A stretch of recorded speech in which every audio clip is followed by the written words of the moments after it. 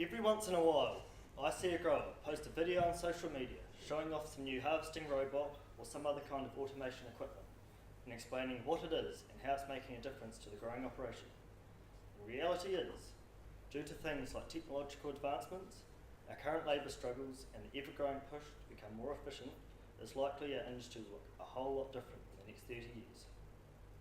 Agricultural robots are filling a need as labour pools decrease and wages increase, but it is also saving us from one of the most repetitive and difficult jobs in our economy. We know that artificial intelligence is great at image processing.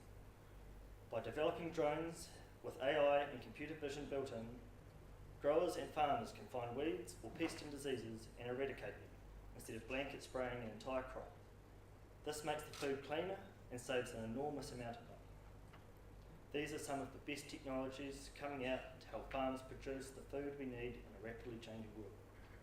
Population growth and climate change will be massive challenges, but the use of robotics and AI can help blunt the impact of these challenges.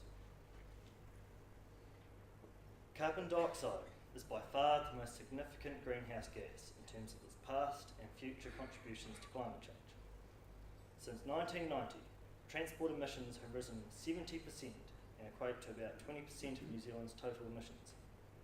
I feel that as an industry, we can make a large step to reducing these emissions by addressing the unnecessary transport of produce from growing regions such as Nelson or Hawke's Bay, for it to be sent hundreds of kilometres to a distribution centre and then come all the way back again. For indoor growers, energy is the second highest cost. The average energy use of covered vegetable crops in the North Island is 26% less than in the South Island due to climatic differences.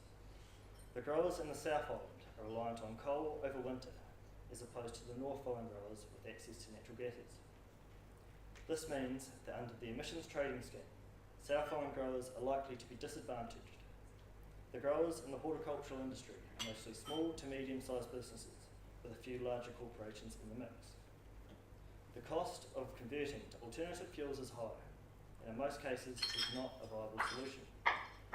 Changes in costs can have a dramatic effect on the ability of these businesses to remain profitable and continue to offer job